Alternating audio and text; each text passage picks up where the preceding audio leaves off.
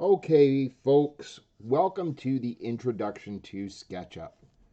What we're going to do here for today, we're going to have an introduction to 3D modeling and computer-aided drafting and design.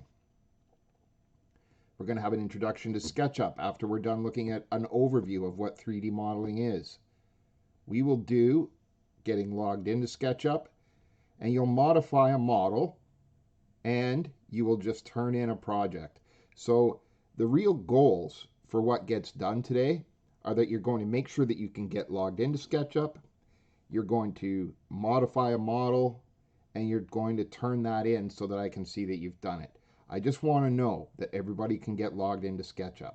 That's the main objective. Now, a little bit of history here, guys. In the old days, people used to actually have to draw everything with pencils and rulers, and there was a lot of tools, and there were specific ways of doing things that you were expected to know if you were going to do that for a job. And I'm going to just kind of flick through a video here of a guy who is doing old school drafting for this vise. He's going to draw a drawing of this vise. So the skills that he uses here are he has a sort of a ruler that slides around on sliders, and it's all done with a pencil. And if you make a mistake, you have to grab the eraser and erase it, and you have to know the rules of how drawings are supposed to be laid out. So I'm just going to flip ahead here to where he has done his drawing, and we'll have a look at the finished product here. It's this really doesn't get done anymore because computers have completely replaced this. And, well, we'll just wait and see what it looks like when it's finished. I think he's finished it right now. And maybe not. Okay, maybe I'll skip ahead just a little bit here. There is the finished drawing. So all of the details of all the parts of that vise, I think they're all on this one sheet here. And he's done that all by hand. So when they used to actually do that, they would use tools like this. That's one type of setup. This one is like he had a ruler that's on a slider so that you don't have, this is a little bit more convenient. And it used to be a job. People used to do this for a job, basically full days working on drawings. And this is what they used to call a drafting pool. So when they were designing a car or a big building or an airplane, you would have people who would, that would be their job, is to draw out the drawings of it so that they can then actually build it in the real world. But it all had to be planned out ahead of time, and somebody had to draw it. This is another one. I think this is a little bit more modern of a drafting pool. We used to have, actually, this is a picture of a high school classroom doing drafting. And I did this when I was in school. We would learn those skills, learn the rules of drawing, and that's just doesn't exist anymore. Really, computers have taken it all over. You rarely see drafting tables in the world. Now, 3D modeling in computers. What is 3D modeling or computer-aided design or computer-aided drafting? It's just making, it's a technique in computer graphics for producing a 3D digital representation of any object or surface. So when you look at this car, you can imagine the amount of time that it would take and the amount of paper and the amount of headaches that it would take to draw all of these parts with a pencil. Now being done on a computer, it's all just, it's on a hard drive somewhere. This is, we're going to run through a few different examples here. This is some pipe that's been designed in 3D modeling and how those pipes are joined together. We have this thing. Now I found this and I thought it was an interesting picture. I assume this is from gaming. I don't know what it, I mean, I do know that Radeon Pro is graphics cards, I think, but where this came from, I don't know. But it is a 3D model and it was interesting, so I thought I would put it in there. Designing an office space. If you were an architect or somebody who designs office spaces, you could use this to show the people that you want to do the work for what you have planned in terms of how their office is going to be laid out, and to work with them to get what they need. And in buildings, in construction, this is obviously a house that's been designed, and you can open up your computer file and look at this house, see what the rooms are going to look like, what size they're going to be, how it's all going to be laid out. A large building, this you can see how the building is laid out, and you can see how it's going to be put together in terms of strength, where the columns are, where a lot of the structural stuff is that holds the building together, that stops the building from falling down. So this, we're going to be building a shed in SketchUp.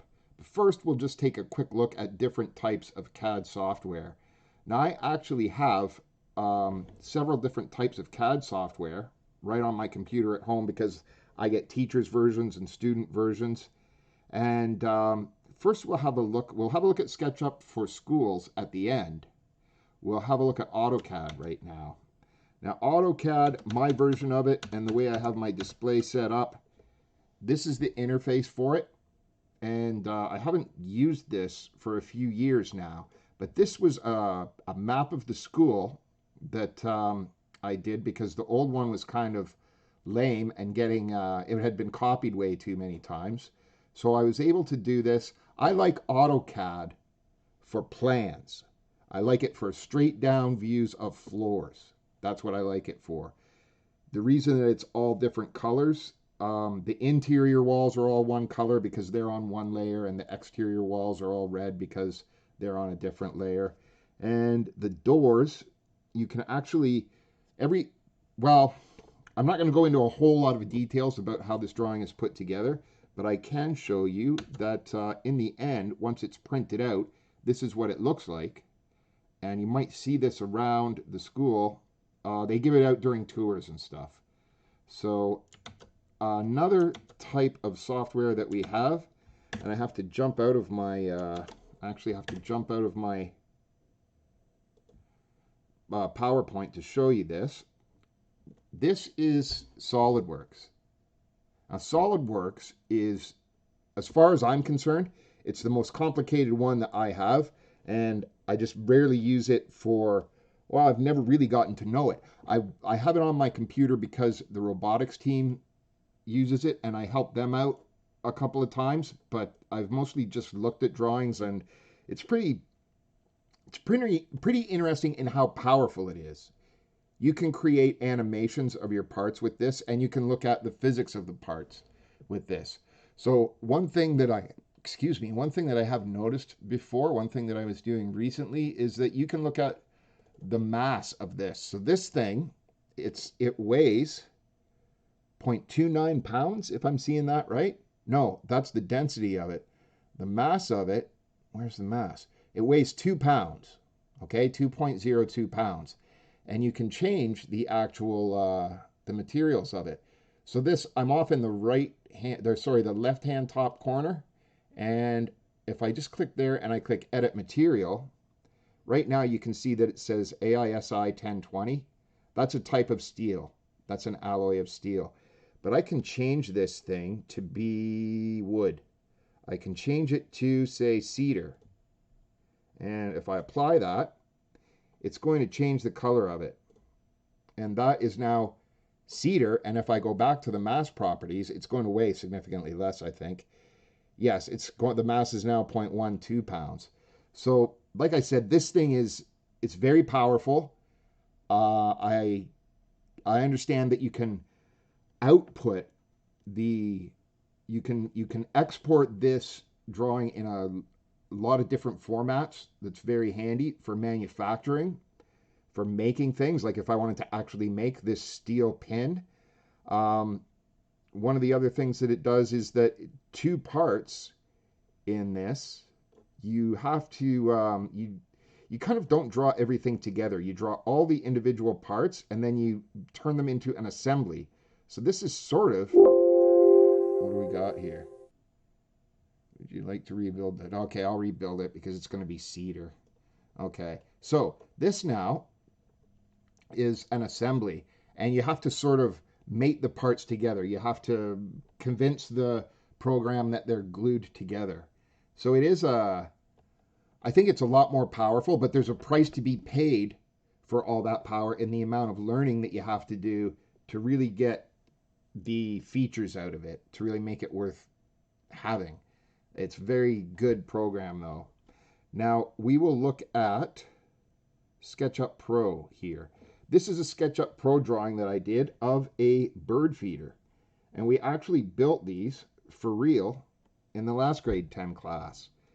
So this, I bought SketchUp Pro for myself because they were doing away with the desktop version of it and they were switching to the online version, and you had to buy a subscription so that you had to pay for it every year. So I finally decided, you know what, I'm finally going to spend the cash and buy this software for myself because this is the one that I prefer using. Now, it has, once you get used to it, it doesn't have all the power of SolidWorks, but it's a lot simpler. So I can turn different views off and on of this. I could say I could take the glass out of it if I wanted. Now the glass is gone and I can just turn the glass back on. The nice thing about this Pro version, I prefer the way all the menus are set up here, and also you can export it to a PDF. Where did my PDF go here? So you can set this program up to have a proper drawing that you can then print off and you can give to the people that are building it so that they can take that into the shop and see all the sizes of everything that they need to make and how many of them they need and how it's all put together. You can print off this. When I print it, is a full-size template for the end piece of it. So it's pretty handy, and we will be using SketchUp for Schools. And I don't know, do I have a SketchUp for Schools window open here? I thought I did. Maybe I don't. Okay, well, we'll get one opened up eventually here. We'll go back to the PowerPoint and finish that off first. All right, how's that? So we will build in SketchUp for Schools a shed that looks like this. Okay, we're going to start by building one board, and then we'll duplicate it. We'll build the joist that goes across. We'll duplicate all of them. We'll start building the floor. We'll build up the walls, the back wall and the wall with a window, the front wall with a door, and we'll put the roof on it. And that's what we're going to do in SketchUp for a start. We may move beyond that in this course, but this is our first project, and it's not as complicated as it looks, okay? This is some pretty serious learning at first to get used to how to use SketchUp, and then it's not so bad, and you'll learn all the parts of how a shed is put together. Okay, so now to do the SketchUp steps, the actual online work. You're going to make sure that you're logged into your browser as step one, and I'll explain what I mean by that. It's a little bit different than being logged into your TVDSB email account and your classroom and stuff. You're going to create a folder for your SketchUp project in your Google Drive. You're going to get logged into SketchUp. You're going to delete an object, save your file, and turn in your assignment. So that's about 6 steps, and what might take a little bit of time is that some people might have a little bit of trouble getting logged in the first time, and we'll have to kind of get that sorted out today for those people. Don't get frustrated if you're having trouble getting logged in. Let me know, okay? And what we're going to do is that when you open up your browser, your Chrome browser, and I would recommend that you use Chrome. It works okay in other browsers, but Chrome is preferred. And you have your Google account here. You can see up in the right-hand corner, I have one red icon that has a D in it, and that's my Gmail account to show me that I'm logged into Gmail, my Google account. Now I want to be logged into my browser as well, just to make sure everything works smoothly. And way up in the top, right by the X where you would close the program, there's another icon. Click that and get logged into that too. The problem sometimes is if somebody else is logged in there, like if your brother or your sister or one of your parents is logged in there, you can't get access to SketchUp. Okay, now having said that, you go to your Google Drive as well, and we'll set up a folder. So you go to Drive. You should probably know how to go to Drive. I'll show it again if you didn't happen to see it. So you go to the 9 dots, or the waffle they call it. Just click it, click Google Drive, and it'll take you to Google Drive. And up in the left-hand corner up here, you have a thing that says New. You'll click New. You'll click Folder. And you would name that folder SketchUp Projects. Now, I already have one in here that's called SketchUp Projects, so I'm not going to create one, but you would just type SketchUp Projects right in here, and you would hit Create. Okay? See, I already have one right here, SketchUp Projects. So you'll have a file specifically for your SketchUp projects in your Google Drive. And you'll close that out and go back to your classroom and open up the first lesson of the Sketchup Shed. Okay? And I'm not certain that it's going to look exactly like this. I'll probably have to rework this assignment a little bit to get it a little bit better. But whatever I do, there's going to be a file attached to it that's called Shed Project, and it'll have the file extension .skp. So it'll be shedproject.skp. It'll say unknown file underneath it, and you're just going to click that. And it's going to come up looking like this, and it'll say no preview available and connect more apps, but way up at the top it just says open with SketchUp for schools. And there's going to be a big difference between what happens to me and what happens to you. I've already logged into SketchUp once, okay? So when I hit this, it's going to take me straight into SketchUp. You'll have to log in again at this point to log into your SketchUp account. So you'll get a login screen and you'll have to log in.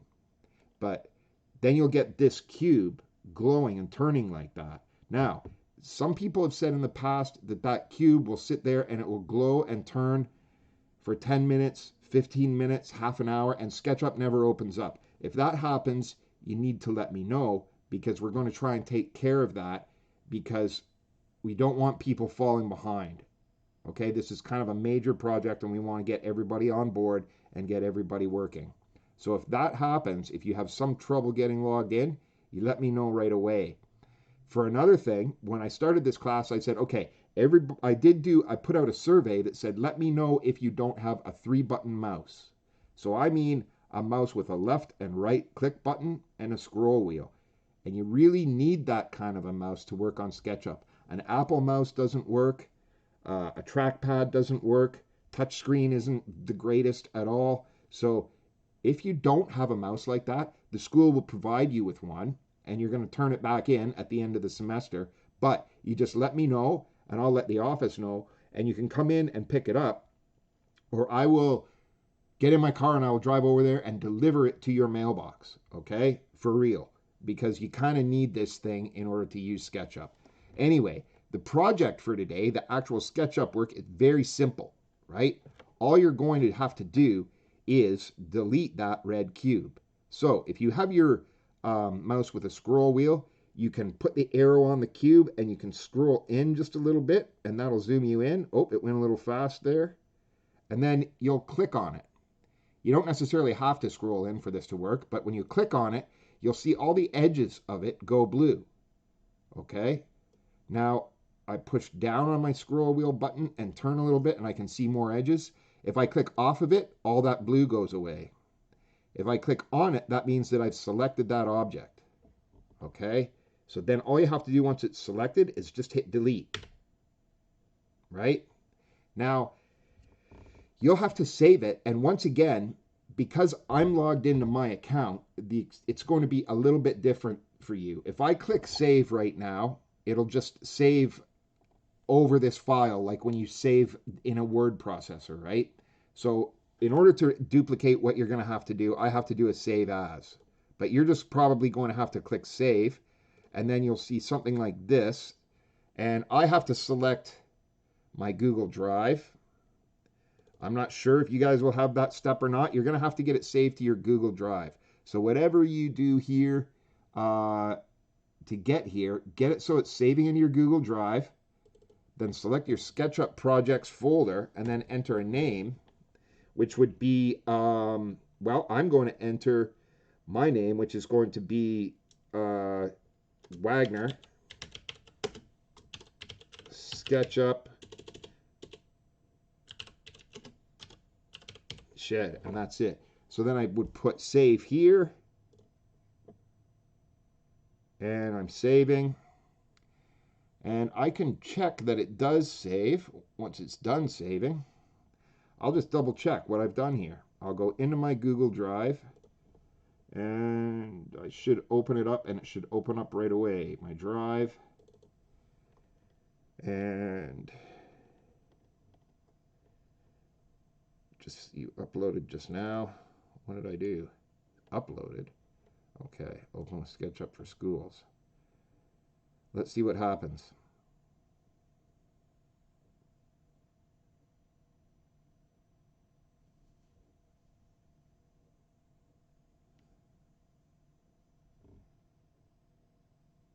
Okay, so that's good.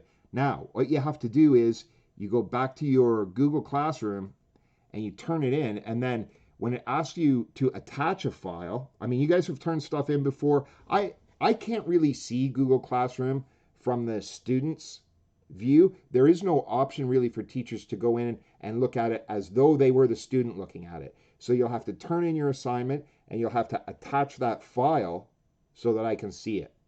Okay? Now, I hope that that makes sense. And like I said, guys, if you can't get logged in, let me know right away, and I will do the best that I can to make sure we get you the support to get logged in. Okay, so if you've done this, turn it in, and we'll take it from there.